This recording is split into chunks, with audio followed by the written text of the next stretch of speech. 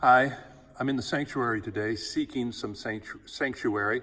It's been a difficult couple days and nights here in downtown Sacramento where there's been demonstrators, but of course in the late nighttime there's also been looters and a lot of vandalism. And what I'm going to say today is going to anger some of you. I'm going to offer this disclaimer at the very beginning that looters and vandals are breaking the law and they should be prosecuted at the full extent of the law.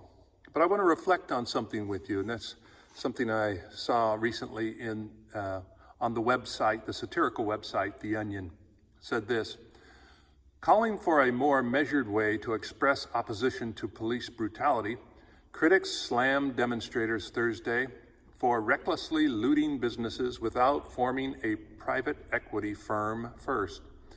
Look, we all have the right to protest, but that doesn't mean you can just rush in and destroy any business without gathering a group of clandestine investors to purchase it at a severely reduced price and slowly bleed it to death, said Facebook commentator Amy Mulrain, echoing the sentiments of detractors nationwide who blasted the demonstrators for not hiring a consultant group to take stock of a struggling company's assets before plundering.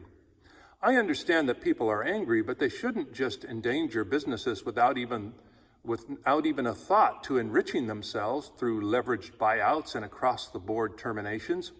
It's disgusting to put workers at risk by looting. You should be doing it by chipping away at their health care benefits and eventually laying them off. There's a right way and a wrong way to do this. Satire. It's funny because good satire always contains some element of truth. Looters are roundly condemned and they should go to jail. George Floyd in Minneapolis is arrested and killed for passing a bogus $20 bill. And yet, Wells Fargo defrauds folks of millions of dollars over many years. They pay a fine and they apologize, but no one personally is held responsible. No one goes to jail. Manufacturing plants in the Midwest close their doors, move their operations overseas. They impoverish entire communities. People lose their jobs, their health care, a sense of meaning in life. And with the profits that the company makes by moving overseas, they issue buybacks of their own stock. It enriches their executives and other shareholders. No one goes to jail. The Sacramento County District Attorney, the one responsible for prosecuting crimes in this county, she accepts thousands of dollars in campaign contributions from law enforcement unions, and then claims to be an impartial judge as to whether police misconduct should be prosecuted criminally, and no one goes to jail. America first is our cry these days, and of course that means me first. Even the churches only seem interested in preaching personal empowerment and prosperity. What about Jesus saying, if you try to save your life, you'll lose it? What about calling for personal sacrifice? Young people get the message. Every man and woman for themselves these days. There is no we in America anymore. And we tell them, the economy's changing. It's a global economy. It's a gig economy.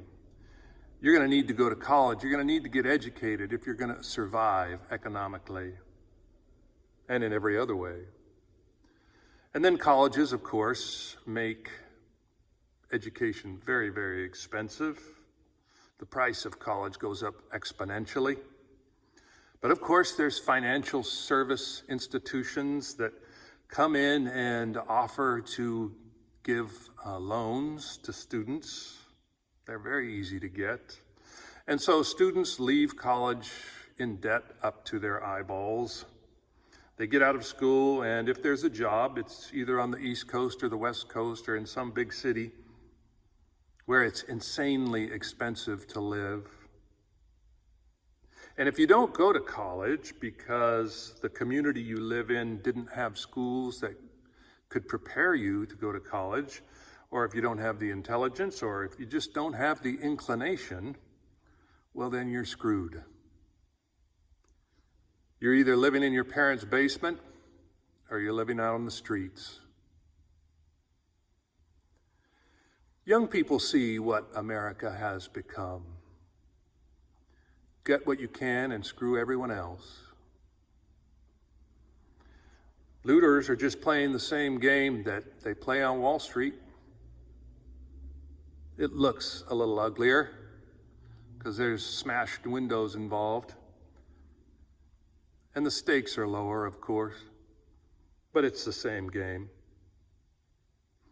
And the Vandals. Well, at the church this morning, we had some graffiti.